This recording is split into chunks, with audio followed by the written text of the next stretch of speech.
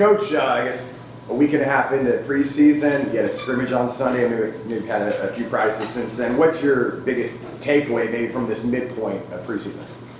The biggest takeaway so far is that you're starting to see a lot of unity, a lot of togetherness, which is something that we preach, especially among the defense. On both sides of the ball, the guys out there competing extremely hard. Obviously, there's been some really hot weather, but you've had guys definitely fight through. And, you know what I'm saying, just building that team unity and coming together. And tough times when we're not there, because a lot of guys can really fall out of practice, but we've seen the guys strain and push through. So that's been the biggest thing so far. Addison, there's been a lot of talk about the depth on the offensive and defensive lines. How does that help you guys out, being able to maybe rotate some guys in and out, give you a little more breathers for some of the guys who were up front? Yeah, well, it helps us in practice for the most part because we're able to get more team reps. And the only way to get better at playing football is to play football. And so we're getting a whole lot more reps than what we've been able to get in the past. And then once you get into the season, when you got guys that you can roll, now at the end of games, guys are still fresh. And that goes into at the end of the season because you had guys like Josh Sellerscar and Drop last year. They played so many snaps and they were beat up at the end of the season, but we can take some snaps off those guys with the trust that we have in those guys behind them. So that's going to be really helpful for us on defense. Coach, kind of building on that depth concept, even Coach Malzahn after the scrimmage said that, we learned, you got a lot of depth there in that group, was what he said there. In your mind, what group, defense or offense, obviously the defensive guy, but what group do you feel like their depth has increased the most significantly?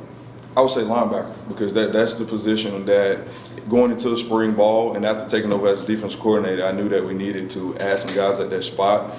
And we did not get any transfers in January, which in the end it worked out better because we've had guys like Walter Yates, Cam Moore. They were able to get those live reps, 300, maybe 400 reps over the course of the spring. And then now you add a guy like Ron Davis and Isaiah Paul that have played a lot of college football. Now you go, instead of having 1 or 2 linebackers, now you all of a sudden have 5 or 6 linebackers. So I think that's the spot where the depth has grown the most.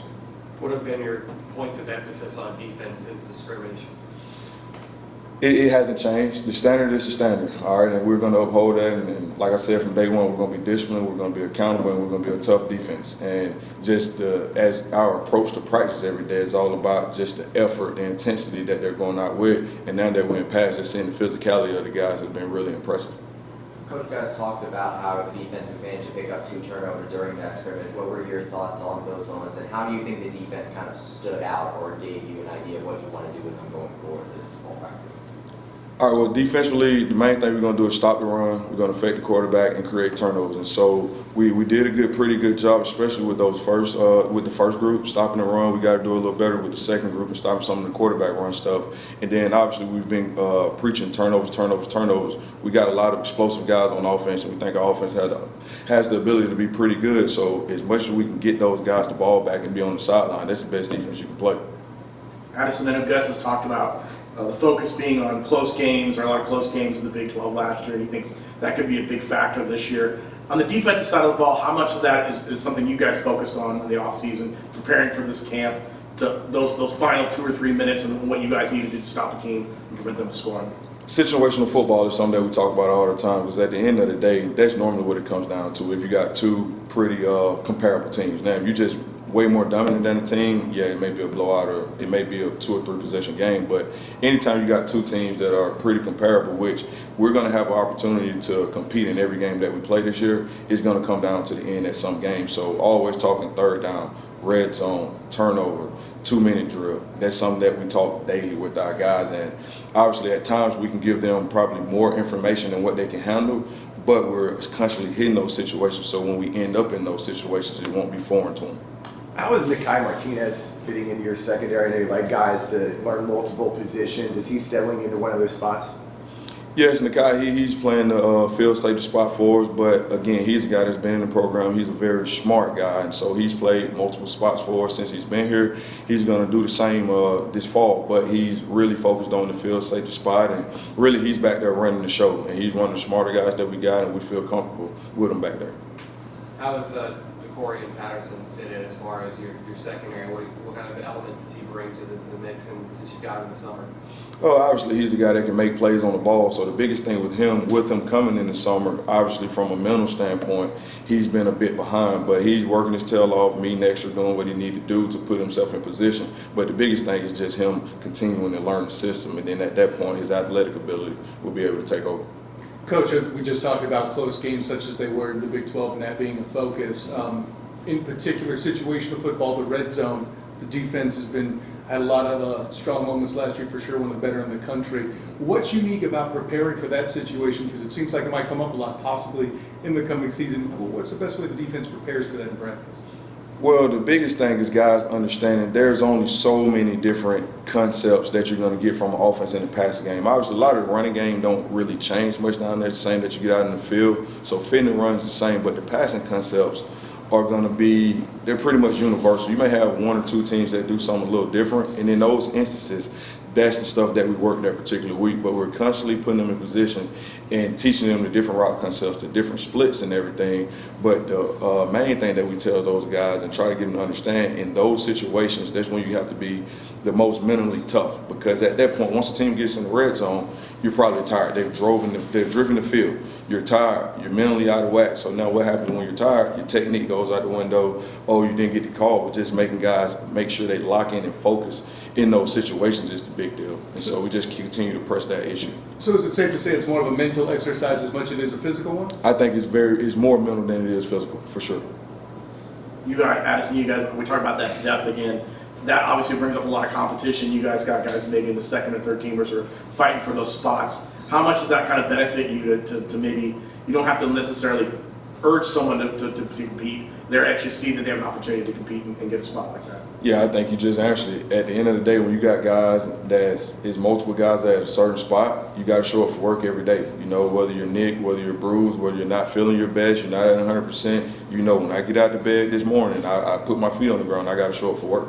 And so that's definitely created, I think that attests to the energy that we practice with, the effort that the guys play with, and just trying to uphold their standard, because they know if they don't, there's a guy right behind them that's fighting his tail off to uphold their standard and have an opportunity to play. Coach, you had that commitment from defensive back to Nicky Hayward the other day, one of the highest rated recruits in UCF history. Could you just talk about what it was like to bring him in, and just, even though you've only been here a couple years, what has it been like to see the development as far as recruiting as this conference transition has gone on? Well, obviously taking this job, I knew Coach Malzahn prior to, and I knew he was a big dreamer. And in those initial conversations, he talked about his vision for the program, and that's one of the things that drove me to come here. And once I got here, I kind of started to see that vision, and we've been chipping away. And obviously, Nakai Martinez is one of the guys that helped start this trend, and so we're just continuing to build on it. And you see each year is getting better and better and better. So we'll continue to build those genuine relationships that we do with the guys, and continue just recruiting like our hair's on fire, as Coach Malzahn would say. Who's had a good preseason? Has anyone kind of, catching your eye, maybe a younger guy or a transfer that you think's had a, good 10 days or so? I would say Malachi Lawrence has done a really good job. Matthew Alexander has done a really good job.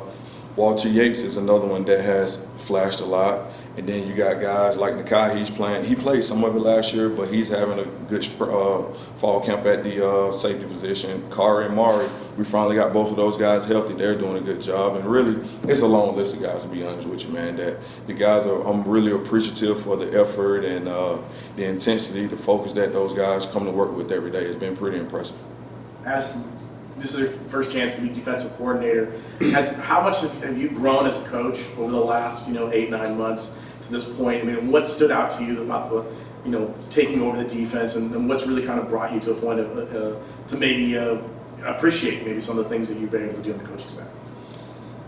The biggest thing I would say, I'm a people's person, so I have a relationship with the guys in my room, and I've always had relationships with the other guys on the team, but it was kind of surface level relationships. But having the opportunity to stand up in front of 40, 50 young men and some men has been pretty humbling to me, to be honest with you, and just continue to cultivate those relationships and just lead those guys in the way that I go about carrying my business, and hopefully it's something that those guys can take far from football and along in life as they become husbands and fathers. Coach, what are you looking for in the next scrimmage from the defense? Stopping the run, affecting the quarterback, and creating turnovers. And with that being said, just those guys continue to play together. And it's all 11. And not just the 11 that's on the field, every guy that's on the sideline. We're going to be as strong as our weakest link. That's something I tell them all the time, man. We got to bring everybody level up to where we want to be to meet that standard, as Coach would say. And so that's the biggest thing. The guys continue to stay together, but keeping the main thing, that's for one, stopping the run. You stop the run, you have an opportunity to affect the quarterback. You affect the quarterback, that's when your turnovers come.